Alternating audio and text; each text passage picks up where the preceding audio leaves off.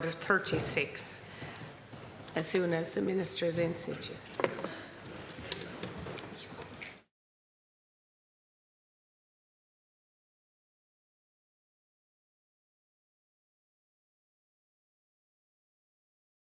Minister. Thank you. And I call on Deputy David Cullinane for it's Deputy O'Leary is here, so Deputy David Cullinane for Sinn Féin. No. Have it right. Minister, the cost of living crisis hasn't gone away, far from it. Workers and families are still finding it very difficult to make ends meet.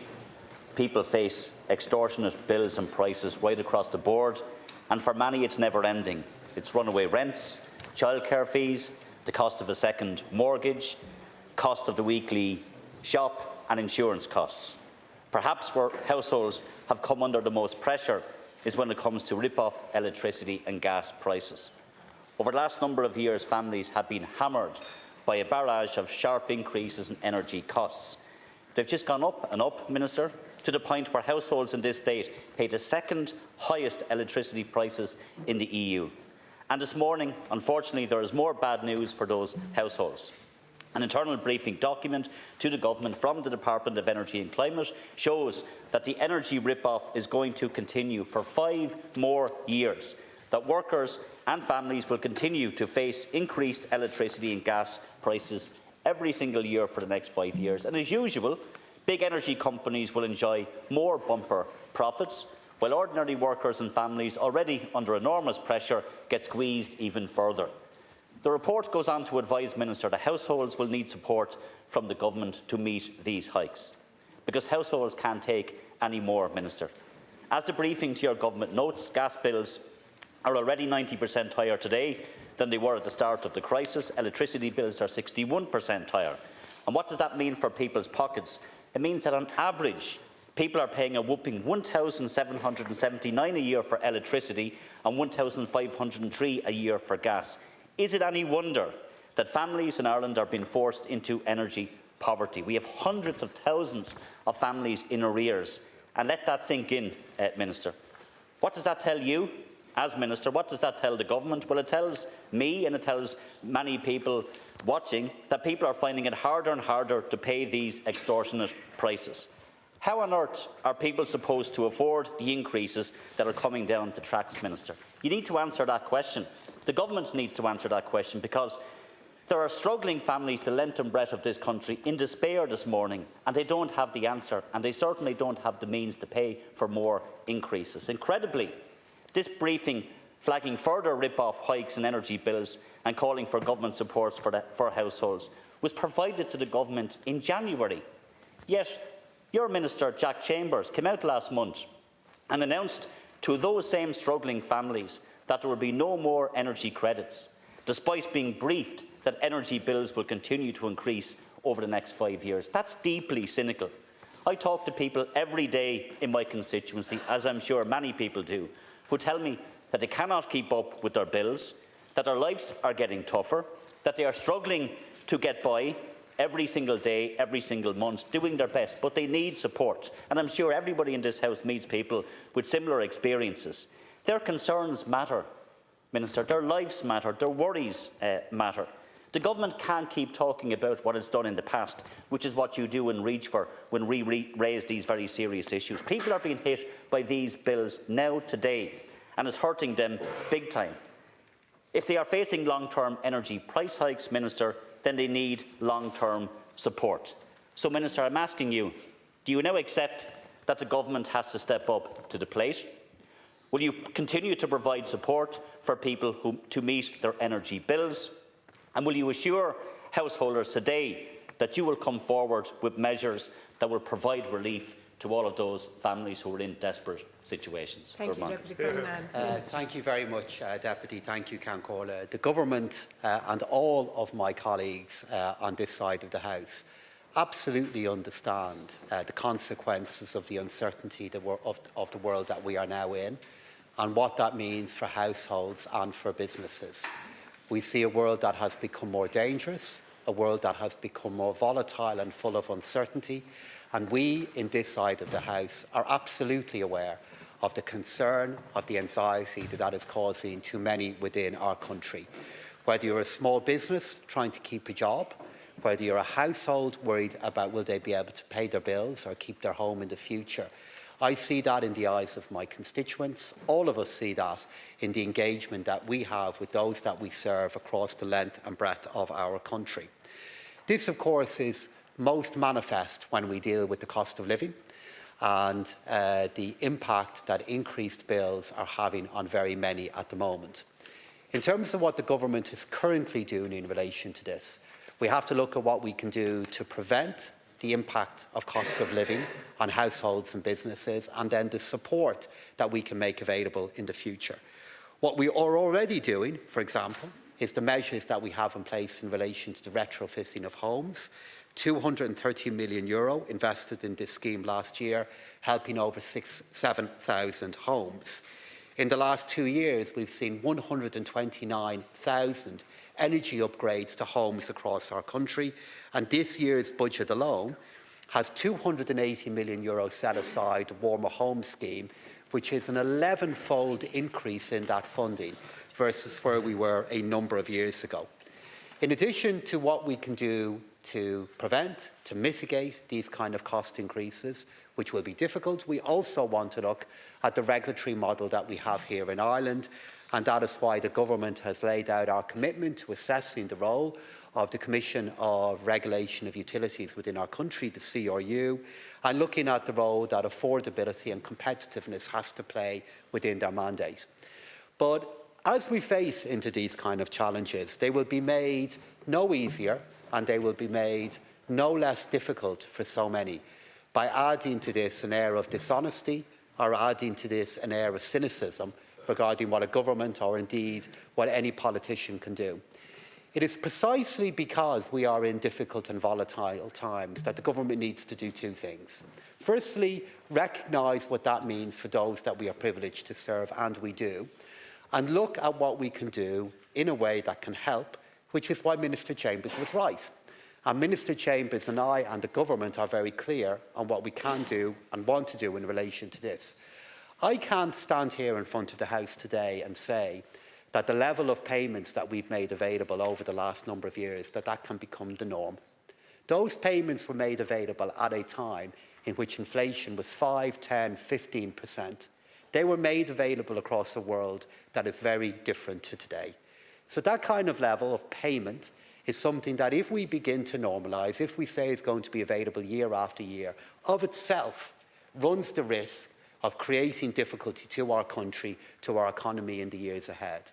But as Minister Chambers said only today in relation to this, of course we know that as we approach the budget, as we respond back to the challenges that are there, we will look at what measures we can put in place that will be targeted, that can offer support to those who need it the most. We want to be clear in recognising the great challenge and worry that exists within our country at the moment, but equally honest in saying that we can't and won't do anything that adds to the risk that we may face, while at the same time want to identify how we can and will help. Thank you, Minister. Deputy Cullinane. Well, Minister, undoubtedly there is volatility and there is uncertainty around the world. But there's also volatility and uncertainty faced by so many families who are struck and who are dealing with all of these increases, particularly in rising energy costs.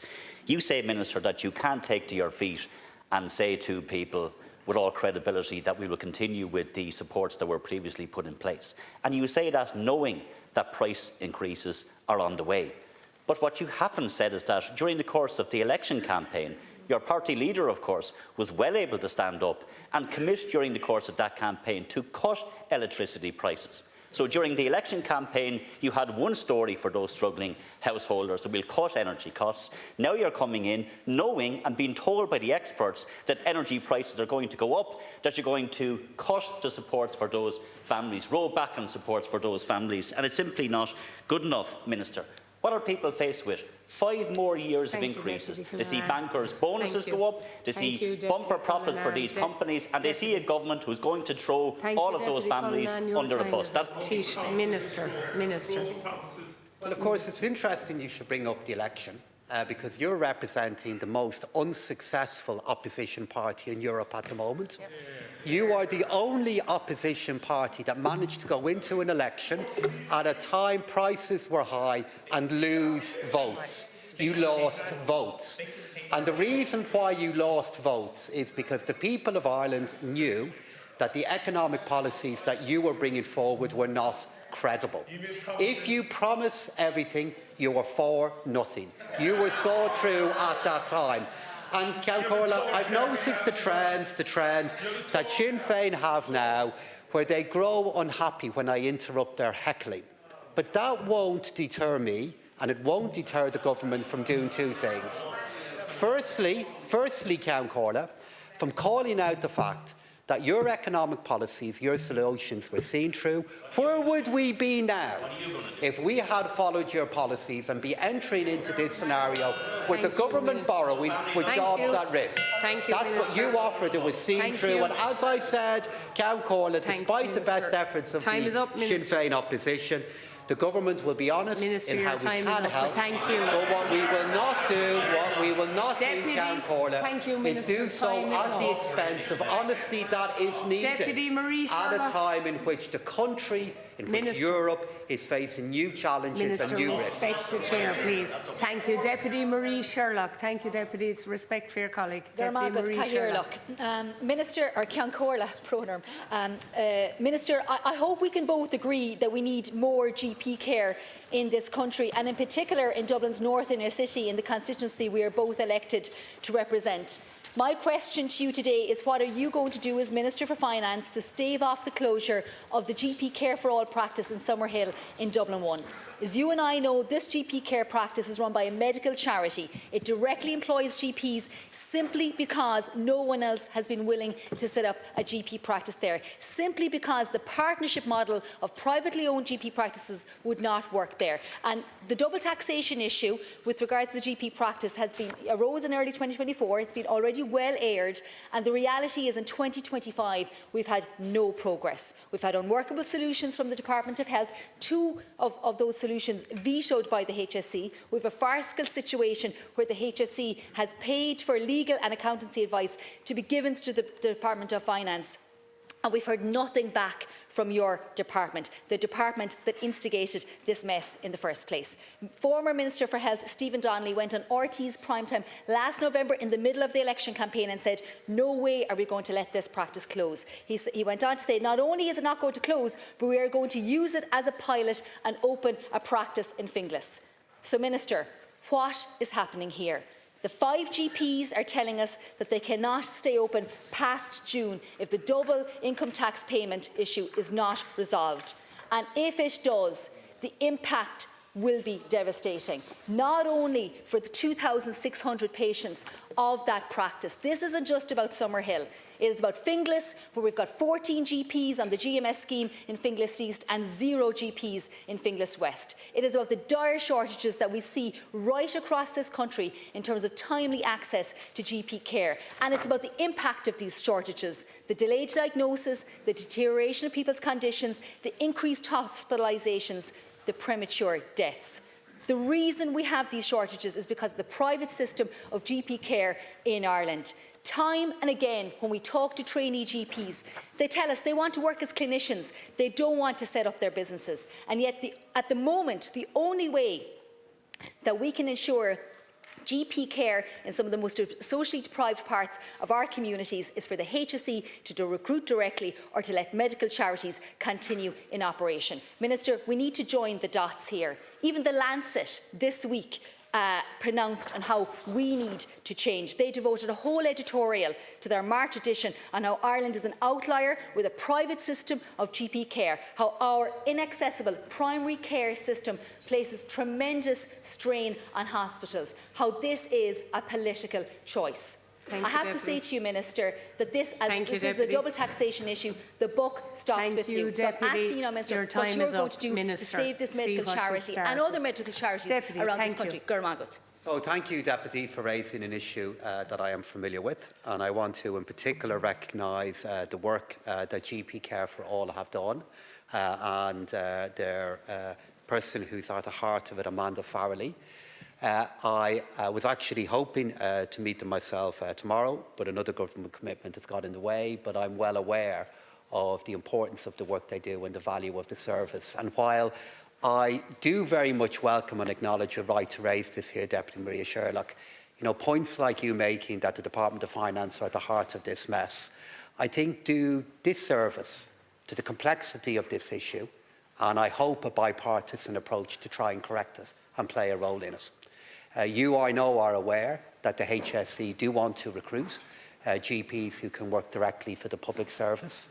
I know you're aware of changes that have already been made to tax legislation to try to deal with this issue, changes that were made by my predecessor, Minister Jack Chambers, looking to deal with an issue that had been raised that unfortunately hasn't made the progress that we would have hoped. And again, I hope and know you're aware of how much work has gone on in the Department of Health and in the Ministry of Finance to try to identify options for dealing with this issue that so far have not yet had the success that we would want. The very heart of this issue, as you well know, is the relationship that is in place from a contractual perspective between GPs and the HSE that goes back to legislation from 1970 and the tax consequences of this that mean that as a matter of law, income under a GMS contract belongs to the GP who entered into the contract with the HSE, an assessment that was confirmed by the Tax Appeals Commission determination in January of 2022. So that's the background to this issue. There are officials and there are politicians of goodwill who've worked to try and find a way of resolving this. And I, as Minister for Finance, in conjunction with my colleague, the Minister for Health, will continue to do what we can to try to make progress on this issue. If goodwill alone could have solved this issue, that would have happened. And you know that is the case, Deputy Sherlock. You know that work has happened in relation to it.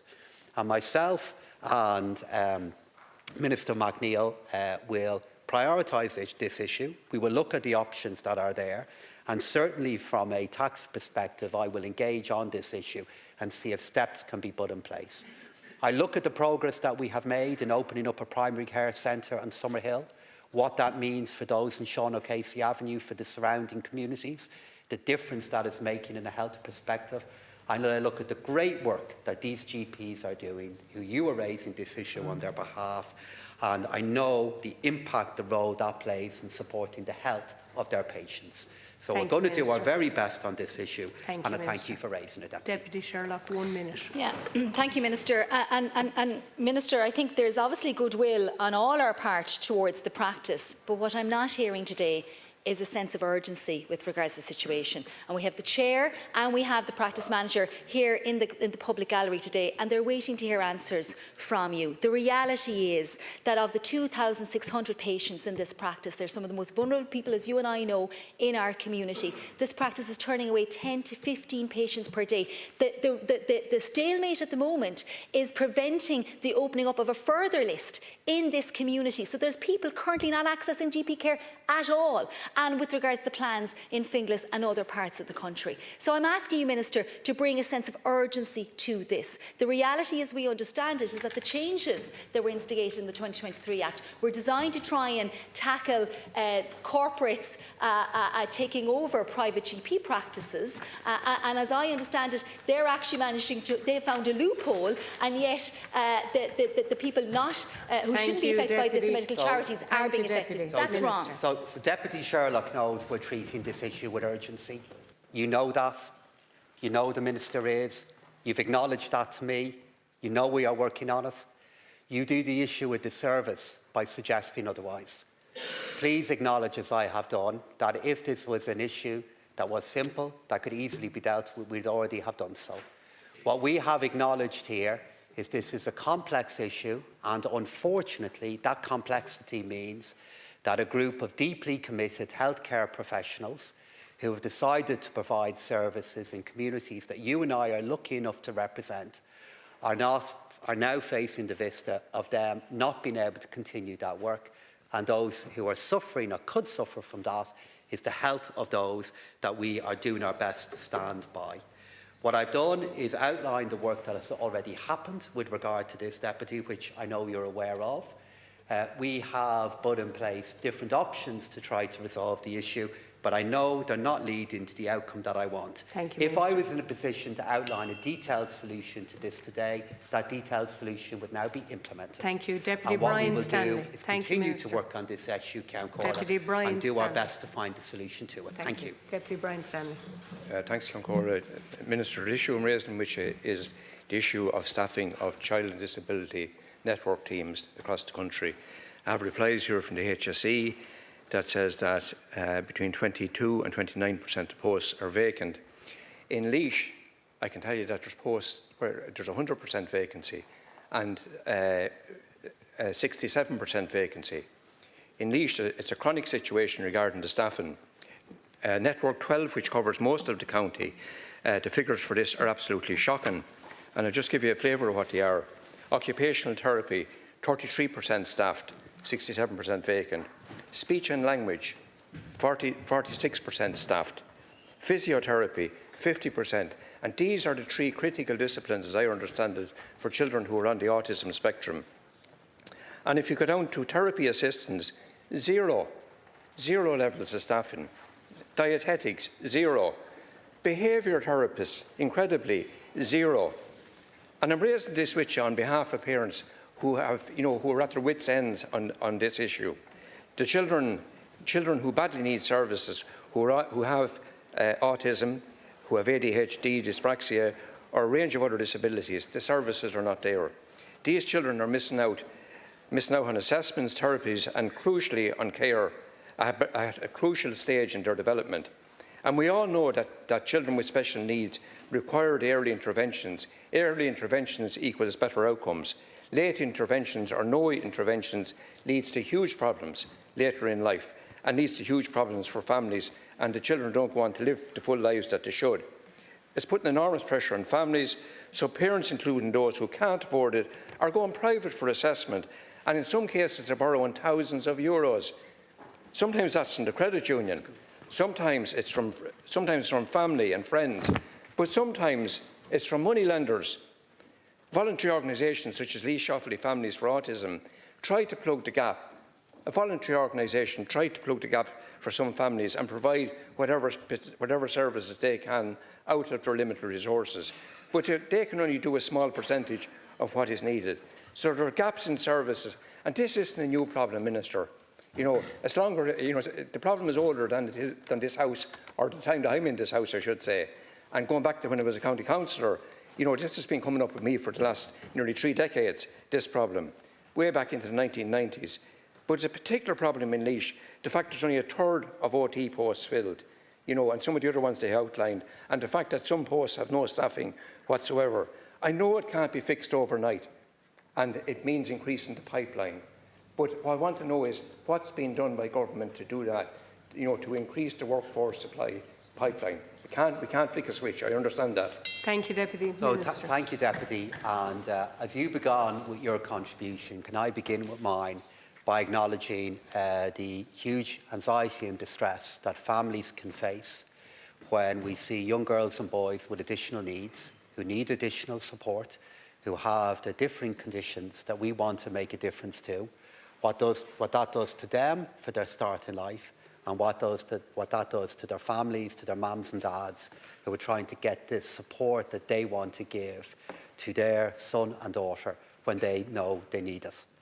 I also want to recognise, as you have done, those voluntary organisations, those different service providers outside of the state that do play a very valuable role in supporting the state, supporting those families who need the help that we all want to see them give. And I also appreciate your honesty in acknowledging that despite the importance of this issue, it's one that we are doing our best to make a difference to, but it's going to take time when time is short for those young girls and boys that need the help that we want to give them. So to directly answer your question, what is the government doing in relation to this? We are doing 3 particular things. Firstly, at a political level, it's the reason why the Taoiseach is chairing a Cabinet subcommittee on the issue of disability, because all of us meet those homes, meet those children, meet their parents, and we see at first hand what that means to their journey in life. and we want to better coordinate the resources that the state is making available, and through our budgets build on the progress that we have made recently from a funding and recruitment perspective. And the Taoiseach has decided to chair a cabinet group to look at how we can do that. Secondly, it's what we can do from a supply perspective to ensure that we have those in our universities, in our places of higher learning, who in turn can become the very therapists that we need. In fact, all of the ministers here are working on this issue, because what we are seeing in so many parts of the world is a demand for these therapists, for these healthcare professionals, and it's why Minister O'Donovan, the now Taoiseach, and my colleagues here have looked at what we can do in our universities to ensure the supply is coming forward of these professionals. That is underway. And then finally, and most importantly, from a recruitment perspective, it's our efforts. We know we need more therapists. We know we need more healthcare professionals. But we have seen alone, for example, 272 more healthcare professionals in this area now. And overall, an increase of 272 of those who are working in those broad areas. It's the reason why we're putting more therapists into our schools, and it's the reason why we are looking at what measures we can put in our schools early in the educational journey to make sure this support is provided at a time it's most urgently needed. Deputy Stanley. Thanks, Minister, for your reply. And, you know, while there moves afoot, it needs to be a scale and a pace, you know, to match the demand that's there. The HSE do say, in one of the replies to me, to say that there's an apprenticeship programme for social workers. Can there be apprenticeship programmes, you know, for other disciplines? Maybe that can't be done, but that's possibly one area that could be used. And could I just say to you that in relation to, you know, we agree that the current situation can't continue. We have to expand what's there. But on the way home last night at 9:30 on the local radio, I hear an advertisement from a private company who are seeking people in these disciplines and are recruiting them. You know, so there's a huge problem there with retention within the HSE. You're right about this, you know, increasing the supply, because obviously that has to happen. Training places. I mentioned apprenticeships. That may not be appropriate for some of those disciplines because it may be, you know, required at a different level. I don't know the ins and outs of that. But where apprenticeships can be used, can we look at doing that and increasing the supply? And this year, with the new academic year, can we increase further the places in universities in those disciplines? Thank you, Deputy Minister, to respond. Thanks very much, Deputy, again, for raising the issue. So I could make the case to you for the fact that the vacancy rate within these healthcare professionals has decreased. It's decreased from 29% in 2023 to 21% in 2024, but that is an improvement. But we have so much more we need to go, because we know the level of human need that is there. We know we need to be helping families and the children they love so much in a better way than is taking place at the moment. I can make the case for how much more money we're spending. I can make the case for the fact that my colleagues are giving this all the priority they can. I could point to how many more healthcare professionals we have there. We need to continue with this, and we will. To go to the further important point that you made the point regarding can we put in place staff to assist these therapists and their healthcare professionals in doing their work. That has been done at the moment. We have a budget of €500,000 in place to allow the hiring of a further 20 health and social care professional assistants or therapy assistants to help with this work being done. And thank you for raising this really important issue today. And we now move to Deputy Peadar Toibin. Minister, Ireland is facing a significant economic storm. The threatened tariff war with the United States could do immense damage to the current Irish economic model. Proposed changes to the US corporation tax could be catastrophic in terms of the Irish economy. Now, successive Fianna Fáil and Fine Gael governments have put all our economic eggs in bargain basement corporation taxes. For sure, FDI is good. For sure, FDI needs to be nurtured and promoted. But FDI is more mobile than indigenous businesses, and it could move with ease depending on the prevailing international economic winds. Minister, now Ireland is facing into headwinds blowing against us currently from the United States. Tariffs will decimate the Irish economy. Irish exports relative to other European countries to the United States are far more. We exported last year 72 billion euros worth of goods. 58 billion euros worth of goods were pharmaceuticals and chemicals. Now, under the threatened tariffs, these products could become much more expensive and demand could fall. And many of the businesses will not accept that fall in demand, and many of them could shift their production elsewhere. And then there's the whole issue of corporation tax, Minister.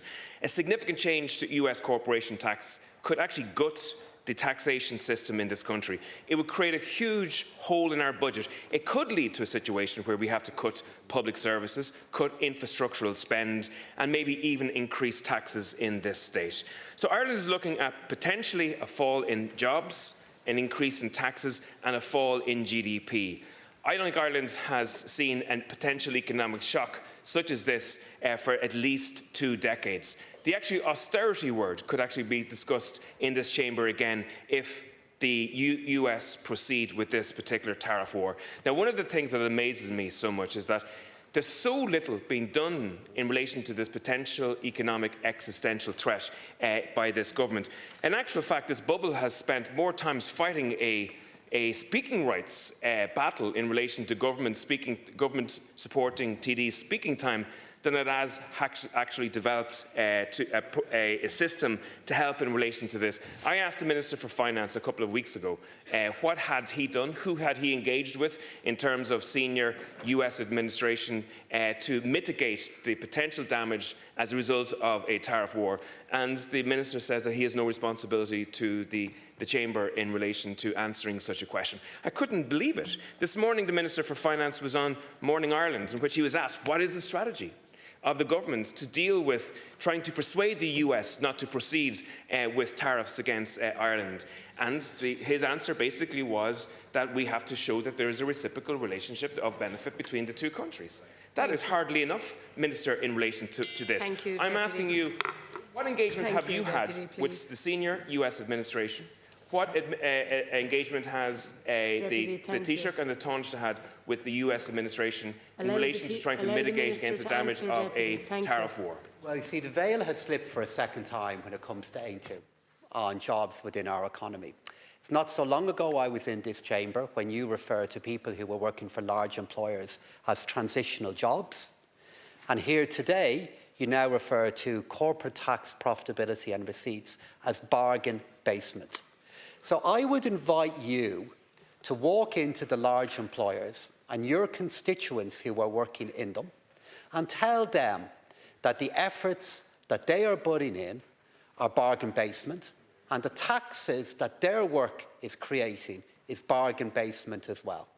I would invite you to do a tour of the large employers across our country that have played such a critical role in paying the tax at a time we need it, and the modernisation of jobs and the creation of jobs within Ireland, and tell them that that is bargain basement. That's the A2 agenda. That is the A2 agenda. That is your agenda, Deputy Toibin. I hear it again and again. And then, as the veil slips, it's also characterised by typical misinformation from you. I heard Minister Chambers on Morning Ireland this morning. I heard Minister Chambers outline a number of different things, outlining the reality that we have to yet consider what the United States may do. And in doing so, it is essential that we make the case for trade that is mutually beneficial, that creates jobs, that creates investment in America. He also outlined the work that the government is doing, that he is central to, in understanding what could be the economic impact of the environment that we are moving into, which he and I would jointly conclude with the Stability Programme update, the economic forecast that will present to the government and to the Oireachtas in a few weeks' time. And of course, he also made the point that I'll do again here today, that we are doing that in an environment in which there's never been more people at work in Ireland than there are today, 2.8 million people at work. I didn't hear you make reference to the fact of the unemployment figures that came out earlier on in the week that said the unemployment rate is nearly at its lowest ever in the history of Ireland. The fact that we have gone by a position of full employment. And we are also in a position that we're running budget surpluses. The very budget surpluses that you've always said, like your former colleagues in Sinn Féin, that we should be spending day after day. You concluded, amidst your diatribe, with one question to me regarding what kind of engagement I'm having. I'm engaging directly with the OECD, who are the key organisation from a tax perspective in relation to this. I met them last week in relation to this. I've met them on 2 occasions in recent weeks. And then this government, most notably through the engagement that we'll have with President Trump next week, will look at all ways and at all layers in which we can engage in what is indeed a great challenge to our country. Deputy. It is a point of amusement, Minister, that your instincts are to get tribal every time that an opposition TD puts you under pressure. It's an incredible when a straight question is answered in relation to what engagements have you, the Minister for Justice, the Taoiseach or the Taoiseach had with senior elements of the US administration in what is possibly one of the biggest existential economic threats that are happening at the moment towards Ireland. And in the 3 or 4 minutes that you have to answer that, the summation of that response is 0. That at this moment in time, you cannot tell me of any senior engagement with your government and the senior US administration, despite the fact that pharmaceuticals is a target of these potential tariffs, and we are so heavily dependent in relation to that. And despite the fact that our corporation tax as a country is more dependent on those sectors than any other country, and that it would create a massive hole in our budget if that corporation tax was taken. Now, I would ask you to leave the tribalism aside for 1 minute and just answer the question directly if possible. Thank you. Leave the tribalism aside. It's a bit rich coming from you, Deputy Ainto, in relation to this. You asked me the question regarding what engagement the government has had, the engagement that the Taoiseach had with the Secretary of State of the United States of America during the week, the fact that the Taoiseach is going to be meeting President Trump next week. I've engaged with Secretary of State Besant, the Secretary of the Treasury, through a G7 meeting that happened last week. I've met twice the organisation who at a global level who are involved in dealing with this issue. That's the engagement that we've had. But I do invite you to go back. I'm informed that international employers in County Meath, in 16 different companies, employ 3,047 people in your constituency, in your county. Deputy, again, I extend the invitation to you. Go into those companies, and tell them that the tax receipts that they are involved in generating are bargain basement, and perhaps you might tell them again that their jobs are transitional. Thank you, Minister. Deputies. Thank you, Minister. We now move to questions on policy or legislation. I'd ask deputies to try and be quiet when they're leaving the House. And I begin with Donncha O'Leary of Sinn Féin. Deputy.